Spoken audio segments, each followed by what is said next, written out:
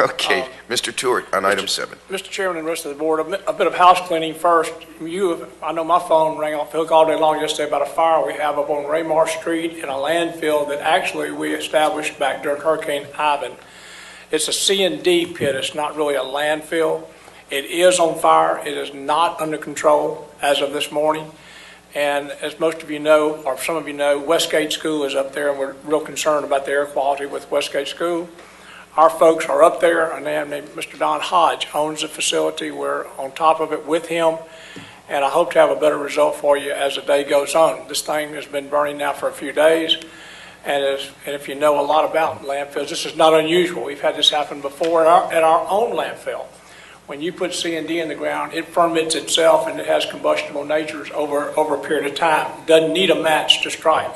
It's way below the earth, and combustible heat, it basically self-inflicts itself. So it is a problem. We're on top of the problem. We're on top of it all day yesterday, all night, and we're trying to get it under control, and I will have a report individually to you as we get it during the day. Thanks for allowing me just to say that, because I know it's been a big concern yesterday and today. Mr. Stewart, I see one speaker, but we'll wait until your presentation's over. Mr. Chairman, so the public won't be confused, that's Pine Meadow School. Right, Pine Meadow. Oh, Pine Meadow? You said Westgate is Pine Meadow. I did, Pine Meadow, I'm sorry. You'll have all the parents from Westgate running up to get the kids out of school. I'm sorry, Pine Meadows. And they are a mile or so apart. The only school affected, I believe, is Pine Meadow. Pine Meadows, yes. Thanks for that correction. I apologize. Okay. Bill Reynolds and myself have met several times about this situation, and I think we've come to a proposal to bring to your ears this morning, and I assume he'll be doing the same thing to the City Council if he has not already done so. I haven't kept up with that. What we've given you this morning is a handout that is a mutual, as far as I know. Is Bill here today? Okay. I think Bill will concur, or maybe Dick or whoever. This is what we've kind of come up with as a starting point. We hope it doesn't vary too much. And I'll go over it and with the PowerPoint.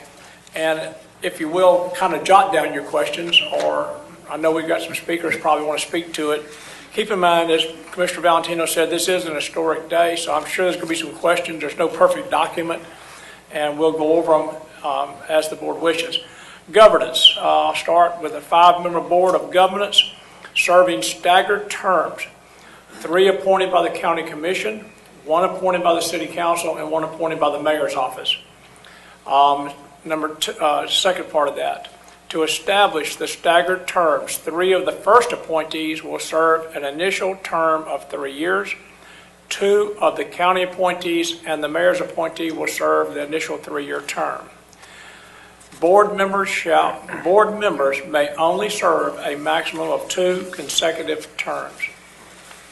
The Board of Governance will comply with all sunshine requirements, and when this board is established, I've already talked to the Board Attorney's Office. There will be full explanation to the board as to what that requires. Number 2, Board of Governance and Responsibilities. Developing an annual, this will be the responsibilities of the new board. Developing an annual plan of service. Developing and recommending to the county administrator an annual budget. Overseeing the day-to-day operation of the system. Establishing a establishing a system of bylaws. Again, this will be with the assistance of the county attorney's office. Recommending to the county administrator a person to serve as designated head of the library system. This person will be a county employee. The board shall also conduct an annual evaluation of this person and forward it to the county administrator's office or his designee. Employee transition. Very important section, guys. All full-time and part-time employees without disciplinary actions in their human resources file or unsatisfactory performance evaluations will transition from city employment to county employment at their current salary levels with all applicable county benefits. There will be no lapses of coverage in their city, county provided health care system. Number 2, all transitioning employees will accrue leave at the level commensurate with their current years of service.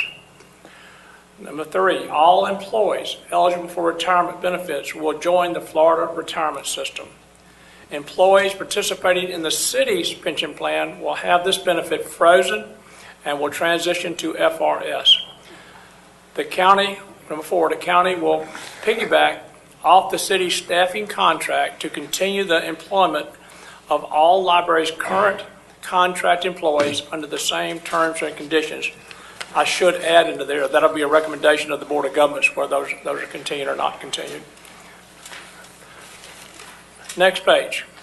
Facilities transition, another very important page. Ownership of real property will not change hands. Those in the city are the cities, those that are in the county are ours. And hence future buildings as well. Those buildings are built with local option sales tax dollars. The city gets theirs, you get yours.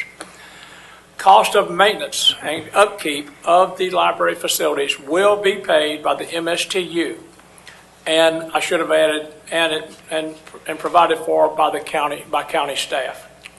I've already talked to David Wheeler, and he understands he will be taking on quite a large role with the city library system. The funds to pay for that will come out of the MSTU. There'll be no budgetary impact to the city.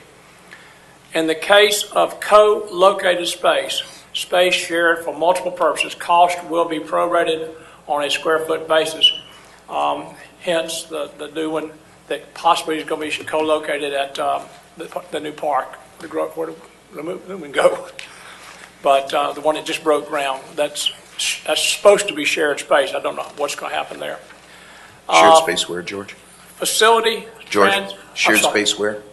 At the Legion Field facility. There's library space as well as a community center there, so that would be a shared situation. Facility transition. The locations currently included in the library system are, and if I forgot any, please correct me, the downtown, the Southwest, the Tryon, the Molino, the Century. West Side is the only building that we do not own. When I say we, city or county. Genealogy and the Bookmobile. West Side is rented. Mr. Chairman? Sir. The intention of West Side was to go to the Legion Field. Is that not correct, or what's going to happen? Well, that's why I brought it up just a minute ago. That's going to be the library board's decision. That'll be a decision. They'll make a recommendation when they're established. They will look at that. It is planned to be there right now, yes. But when the library board takes office and they come back to y'all with a recommendation, that will be y'all's a recommendation from the library board back to y'all is what happens with that facility. Right now, that's exactly right. They'll transition to Legion Field, and that facility will be closed. I don't know what the rental terms are to that building, but that's the plan. Yes, sir. Milestones. Commission approves resolution and authorizes staff to collect resumes for prospective members of the library board by, obviously this date has passed, 1/22/3. I'd like to change that to 2/7/13. 2/7, and all resumes, I'd like those turned back in to our county HR, to our county HR department, so we can have those evaluated and given to the library board as we receive those. City and county will name transition teams by 1/31. I think that's already pretty much been done by the reflection behind me, that we're well on the way to transition teams. Blue Ribbon Task Force meeting. We have got to do a lot of things in a short period of time to get a budget done for y'all and get it submitted and take this thing over by October 1st. Blue Ribbon Task Force meeting, we have talked about it among ourselves. We would like the final selection of this board to be done at the second meeting of Board of County Commissioners. I think it's the 27th, correct me if I'm wrong? 21st of February. As you know, we have some discrepancies on our March meeting as far as when we're actually going to have it because of things we've got to do in Washington. So I'd like for the appointment from the city and from y'all to possibly, I'd like for it to please be done by the 21st. That will give Amy and I and the new board a chance to get to know each other, to understand what the role of this new board will be. There's a lot to do, guys. And if y'all could please move it up one board meeting, that would greatly help us. I think most of y'all have already got a ton of resumes already. Wilson, you need to jump in? I'm gonna wait till he finishes. Okay. Okay, County Commission appoints Board of Governance members first board meeting in March. Those obviously are the ones that have been recommended by the city and yourself. Blue Ribbon Task Force meeting 3/13, have no problem with that. And all these, I have no problem with any of those dates. Board of Governors recommends County Administrator an annual budget by May 1st. Very, very important date. That's when all other MSTUs and outside agencies have to report their budget for a first reading is May 1st. And I know Dick Barker can certainly relate to that. County Commission certifies the MST millage rate on 7/25. Hence the reason I've got to have that budget in by May 1st. County assumes responsibility for the system 10/1/13. And let's see, is that it? I know y'all got a lot of questions. That's a quick overview of a lot of meetings, and we'd appreciate input from anybody. That's what Okay. the staff would like to have done. Just a few brief rules first. Let's agree that we get out of here by 11 a.m. Is that okay with everybody, if not sooner? It gives us 2 hours left to crunch through this. First speaker is Wilson Robertson, then Commissioner Grover Robinson. I just had two questions. George, you may have mentioned it and I missed it. When the Board of Governors starts meeting, and what decisions can they make and enact, and what decisions does the Board of County Commissioners have to approve? I'm Actually, assuming we'd have to approve closing the library at Westgate and moving it down. Any structural changes such as buildings, any structural changes to anything I said here will be the ultimate decision of this board. The recommendation of that comes through the Board of Governors. The Board of Governors will run the library system. But what part of their meetings do we have to ratify is my simpler question, I guess. I mean, I'm sure they can conduct business, they can do a lot of things that we don't even have to ever see or hear from. Today But is there got to be certain things that we would have to ratify. Correct me if I'm wrong, Mr. Attorney. The way I understand it right now, the Board of Governors would be totally in charge of the library system. The recommendation of a director would be to the county administrator, ultimately to this board. The budgetary situation is an annual situation that you have to vote on. Well, that'd be the MSTU. MSTU, but you still have to vote on it after they decide how much money it takes to run the library system. And Amy and I bring a budget to you, that's still your vote. So we'd approve the budget. You'd approve for the budget. And ultimately, the bylaws that the Board Attorney's Office works with the Governor's Board on, ultimately those would have to be approved by this board. But the day-to-day operation of the library system in Escambia County, and it'll be a Escambia County system, will be under the Board of Governance that y'all appoint, the 3 members by y'all and the 2 by the city. All right, and I'm not trying to get too deep in this, but That's okay. buildings and relocations and all that, we'd have to ratify. What if they done things that might get us getting a lot of calls from employees and all, like changing hours and all that? We'd have nothing to do with that, would it? I'm Well- trying to minimize our involvement. Well, I don't see that as, I don't see that as being a problem, but that Well, would be. I wouldn't either until not too long ago when we had all this going on and they thought we were going to defund or a lack of funding for libraries and all. Then they started changing. And I can't tell you how many calls I got, and I'm sure everybody else did. So I'm assuming I can tell a constituent that works at the library in my district that that's out of our hands. That's up to the Board of Governance. Well, let me say this, Commissioner. In my long term of doing this over 20 years, everything ultimately ends up in the elected officials' lap. Well, I realize that, but we need Before- some parameters. Before that, though, the director will answer to me, or whoever the county administrator is. She and I have already talked, met. I'm using the word director. They may come up with another, maybe manager, whatever. But at this point in time, Darlene would be she'd come to my staff meetings. Darlene would be a county employee underneath the county administrator. But also, she's wearing another hat.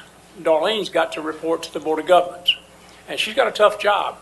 I'm only going to pass on what Darlene tells me that the Board of Governance is doing, or the problems they may have that need my attention to get solved. Other than that, we are not involved in running the library system. The Board of Governance is totally responsible for that. However, if something happens, obviously they make a crazy decision, then number one, the administrator should get involved through Darlene, and number two, obviously it ends up at this table.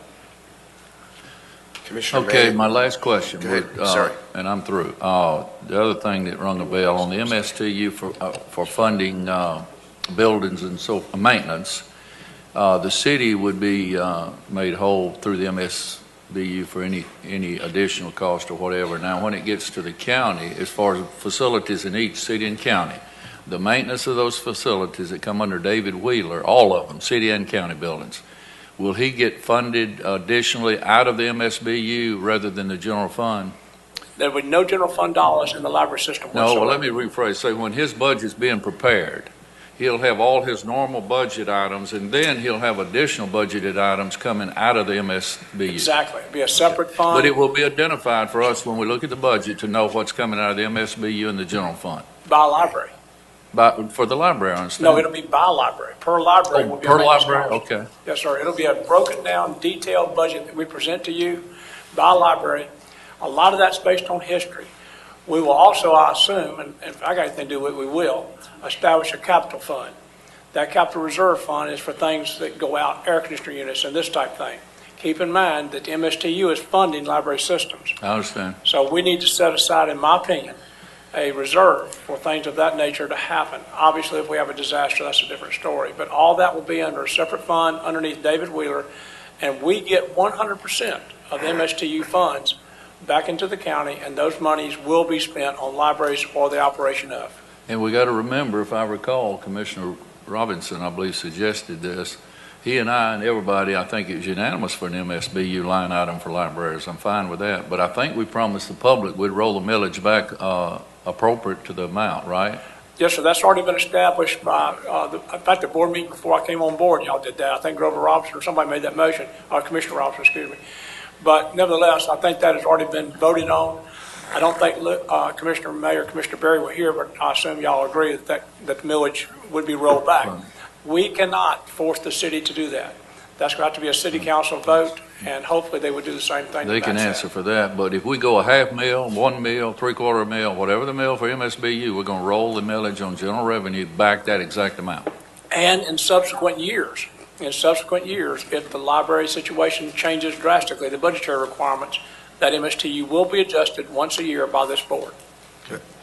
And also, obviously, the city council have to do the same thing. Commissioner, were you through? I'm through. Commissioner Robinson. Most of my issues were going directly toward that issue of budget, and that the expectation was that this would be neutral to everybody's bill, in the sense we're just taking the money we're already spending for the library system and placing it in an MSTU. It is not going to affect right now. I mean, obviously, who knows what's going to happen in the future. Those things will have to be evaluated just like the regular county budget. But right now, this is looking to be absolutely budget neutral. Absolutely. On your side. Yes. Let me mention one other quick thing. Most of y'all have already come to me with us getting started on LOST 4 pretty quickly next year, possibly. My point of the MSTU coming back to you for adjustment each year is in the local option sales tax currently there, and I assume in LST 4, there's probably going to be building of new libraries or additions to libraries. Obviously, we'd have to bring that MSTU back to you to raise the MSTU for operation of those facilities. However, no construction cost comes out of the MSTU. It all comes out of the local option sales tax money, whether it's current or whether it's future, city and county. We each get our own separate MSTU funds. Commissioner May. LOST funds. Commissioner May, and then I have a comment. George, the structural part of this, the library director will report directly to you, or will it be a different department? What department will it come underneath the county?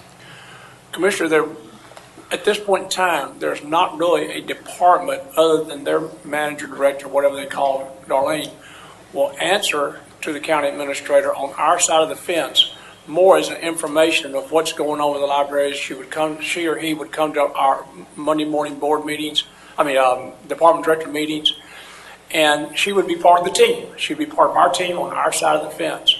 As far as day-to-day direction to Darlene, she would be governed by the Board of Governance, the 5-member board. You know, a So library. it won't be under the department. I mean, they came from neighborhood services with the city. There has to be a department. Are they coming The under the Board department? the So Board of Governance will be the So it will be a department. separate department is what The we're Board having. of Governance will be a separate Separate department. department of the county, like Absolutely. like community service, like Parks and Rec. We're coming with another department. Absolutely. It will be, if you want to classify it as such, it will be a separate department. Now, let me say, one But thing- all their employees will come in under the county, same human relation guidelines, same disciplinary guidelines, same Absolutely. evaluations. Absolutely. One other thing, as we all have thought about, and I'm sure we all know, and most of the people in our audience know I've always had a soft spot for libraries, but the bottom line is the library board is probably more unique than any board you guys will ever appoint. Hopefully, when y'all do take these resumes, and hopefully when the Board of Governance takes these resumes, that y'all get somebody that not only knows about libraries, but has a passion in their heart for libraries, because it's a very, very, and also, the one question that I would have on the list is, are you willing to spend the time it takes to run a library? Because this board is going to have to put in a lot of free time, and they've got a lot of responsibility. This is not just like appointing any political board, for lack of a better word. This is a working board that'll have a lot of responsibility. We will control the dollars, but they're going to control the day-to-day operation. So, as I say, we're on a short fuse.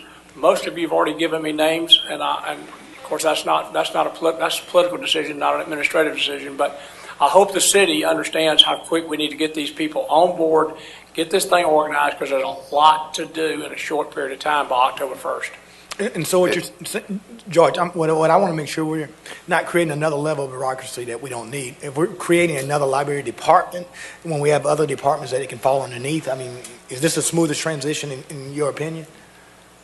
Commissioner May, I like, from an administrative standpoint, I like the makeup. Of course, I work for y'all. I like the makeup because basically Darlene is going to be wearing, or whoever the manager is going to be wearing two hats. She's got oversight from me or my staff. Now, that can be, let me correct myself, that can be a county administrator or his designee. But the bottom line is, at this point in time, it's exactly the way I presented it to you. And the thing that I do like about it is actually that person will have two areas of responsibility. She's going to have to answer to someone in the county, and she's got to work day to day for a governing board. Okay. Final question, and I guess that's something we can work through. All the employees are going to FRS, I understand that. What happened to the long-term employees that were in the DROP program that were in the city's general pension? DROP is under FRS. They don't have a city DROP program. What if they were not in FRS, if they were just in the city's general pension, what happened to those people? It freezes it. At the time they transfer, I guess it will be October the 1st, the city pension plan will be frozen at their current level, where if they've got 20 years of service, it's frozen at 20 years of service. When they're eligible to retire, then obviously they get a city pension and they get a state pension. As far as those who have not vested in the city plan yet, I guess Dick Parker can answer that question better than I can. Or someone out there can answer that question better than I can, because I'm not familiar with the city pension plan. I just know the ones that have enough time to be vested, when they're eligible, they will, I may have a deal right here. Well, just like Commissioner Robertson, I had a couple phone calls, people who were not in FRS, who've been with the city a long time, who are very concerned about being in their general pension. So just hopefully we address that. Okay. Chairman, was on Okay, next. I had a comment, then comes Commissioner Robertson, then Robinson, and then Mr. Berry. We've got them all lined up here. Ms. Hooton, you're not being ignored. Just want to get through this process with my team here, and then we'll invite you up for your words. Amy, George and Amy, define for me what you think the budget process is going to be for the library. In terms of scope of what they're expected to bring to you for a budget. Sure, there we go. My vision is the first year will be a little bit more hands-on. We will walk the Board of Governance through everything that we're seeing so they can see what we've prepared for them, and then they can make changes to that. I think that's probably going to be the easiest thing the first year, is to walk them through it and have them do it before May and then submit it to the county in May. But after that, after the first year, I think they'll be a little more able to do it themselves, and we'll need very little I was driving to the point of capital improvements or capitalization versus income and expense. Where do you draw the line on when they be needing to have a separate discussion with you about? I think there's two big issues that we'll need to work through, and George had alluded to them both. Major capital improvements, new buildings, additions to existing buildings. I think both the city and the county will probably be building those into their own versions of local option sales tax. Where what George was also alluding to is things that really wouldn't fall into an all of LOST, new roofs or HVAC system, or something blows out and you need a new one. Those kind of major capital repairs, those are things that Georgia just mentioned, establishing a reserve, a renewal and replacement reserve, so that the MSTU could fund those kind of major capital. So you're looking as part of the budget process for a reserve within the MSTU? For renewal and replacement, okay, correct. Very good. And I've got about two more questions.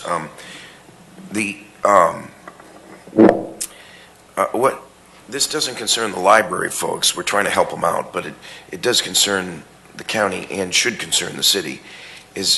I don't want to have a situation where there's a disconnect again, like there was over the mass transit. If we're committing to reducing our millage rate with a corresponding offset here with the MSTU, how can it be fair that the city not do the same? I haven't heard. And is there an interlocal in the interlocal agreement and the devil in the detail on who's going to manage what with these buildings, the city-owned, the county-owned buildings?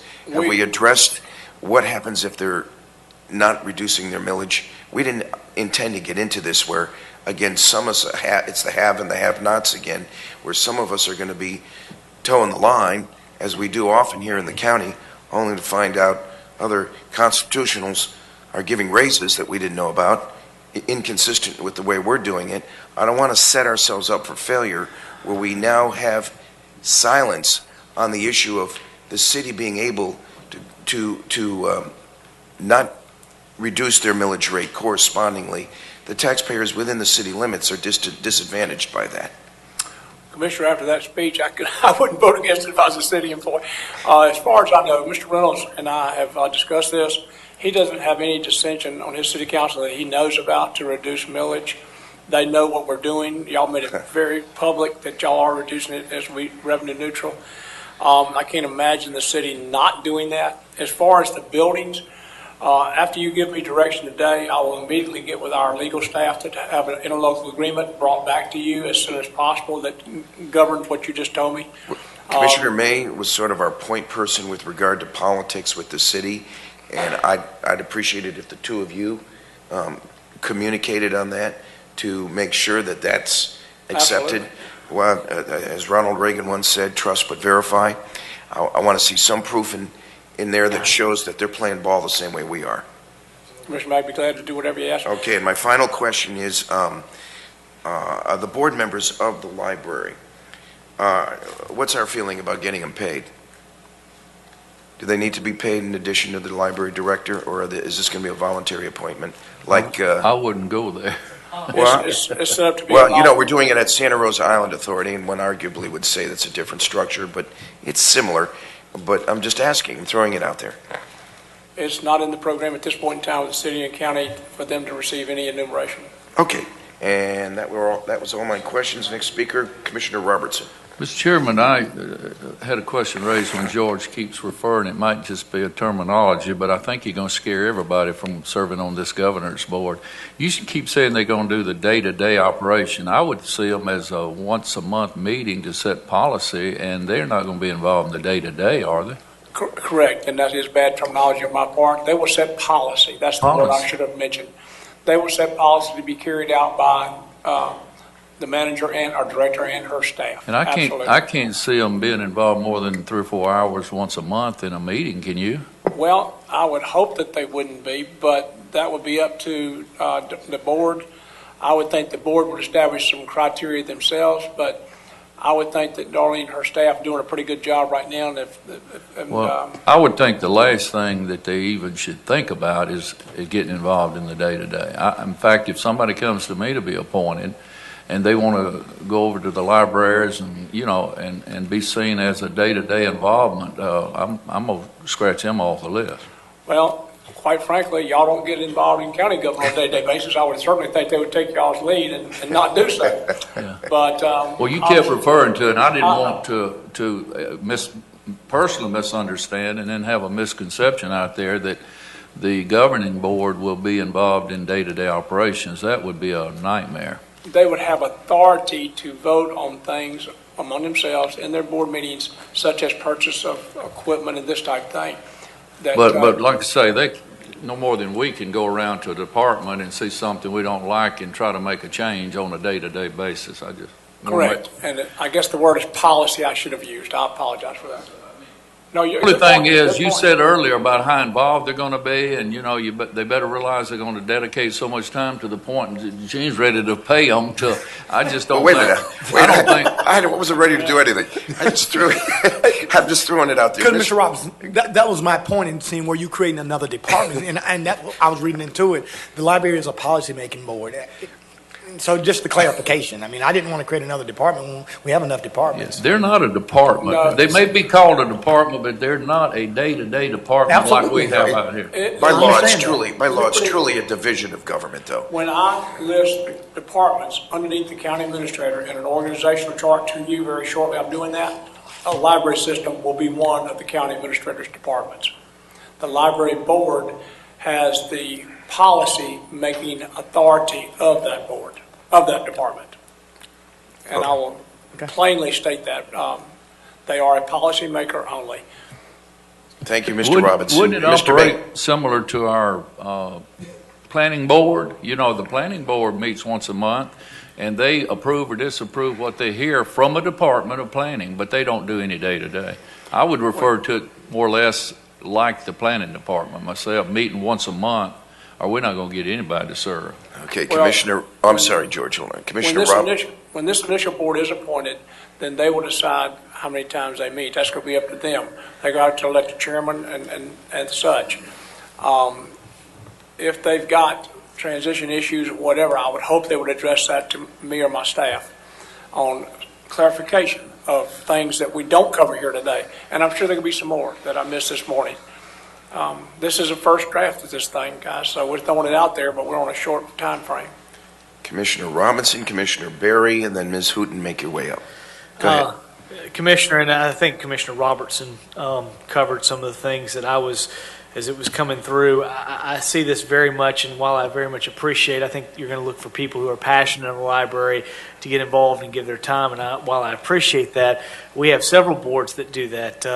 We have the planning board that Commissioner Berry served on and gave a considerable amount of time. They don't get any pay. It's a voluntary basis that people do because they're passionate in making their community better. That's what I see this library board being. I have a question that I was a little confused on because I've seen it two different ways. Am I supposed to be recommending people, or are they supposed to be bringing in resumes? Because it appeared to me that they were allowed to submit their own resumes if they were interested, and then we would vote, unless you're telling me that I need to submit their specific resume, because I've had a couple of people that are in the audience indicate their willingness to do that, and I thought they were submitting their own resume. So I just want to clarify, how do people get their resumes on here? Do they need to have us recommend them, or can they simply submit? First of all, anybody that's currently serving on the Blue Ribbon Task Force, and I'm sure they're mostly here today, if they submit their resume, and if someone in the audience has chosen to be on the board, they cannot continue to serve on the Blue Ribbon Task Force. I don't even know if the Blue Ribbon Task Force will stay in effect. That's up to them.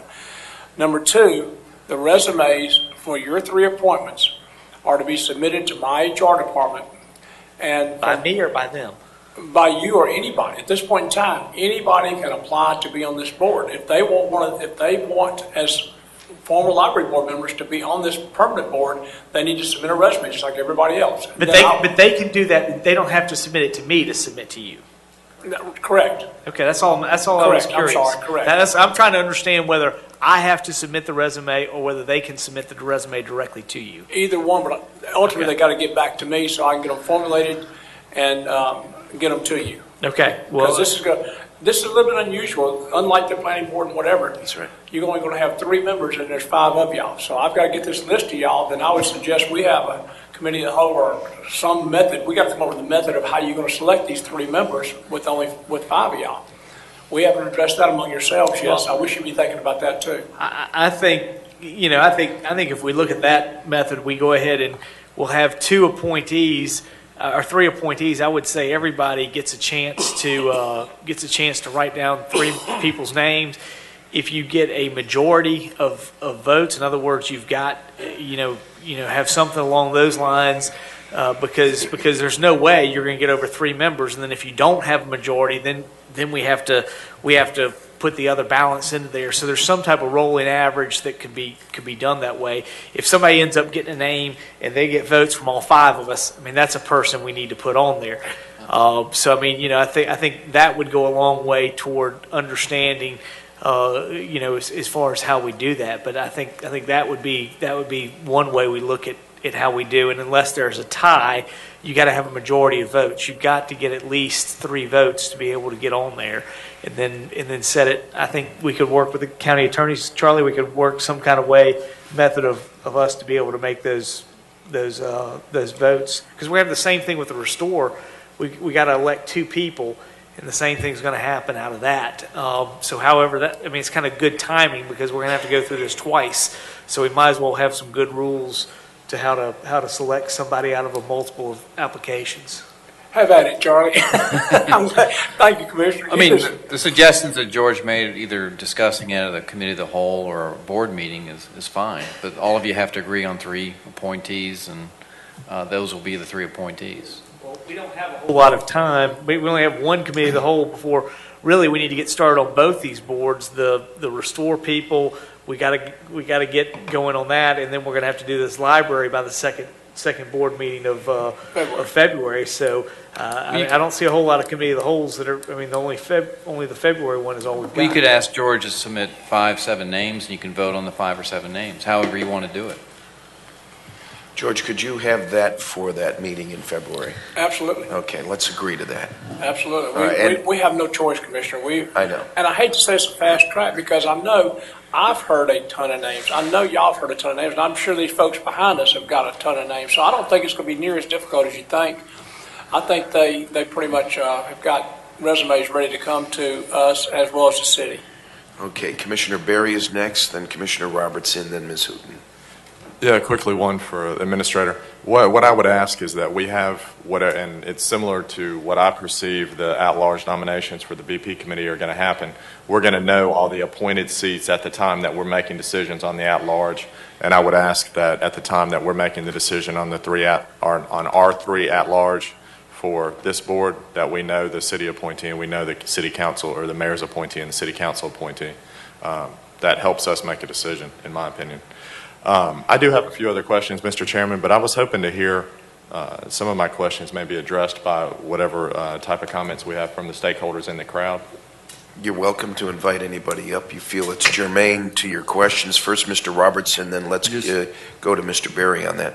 Quick question. You said that somebody said 5 to 7 names submitted by George. Is he going to shortlist our names, or are we going to all just submit one is the way we normally do it? Wouldn't we screen our resumes and each commissioner submit one? That's what. It's going to be just like hiring a county administrator. We're probably going to stack in this high, and somebody, HR, attorney's office, whatever, got to narrow these things down and get you back a short. If we get 60 resumes for 3 appointments, you're not going to go through 60 resumes. So we will take some advice from this Blue Ribbon Committee and others as to some of our pretty serious names. I don't know how you're going to do it. That's fine, but we're not going to do it the normal way most of these boards are appointed by us, where each commissioner screens their applicants to. Okay. That's not the way it's set up now. Grover, you need to jump in. I think at some point we ought to just allow names to come in. You can only vote for 3. If everybody can vote for 3, you're only going to get. I think we should do it, and the only way you get onto it is if you get a majority vote. In other words, you got to get a minimum of 3.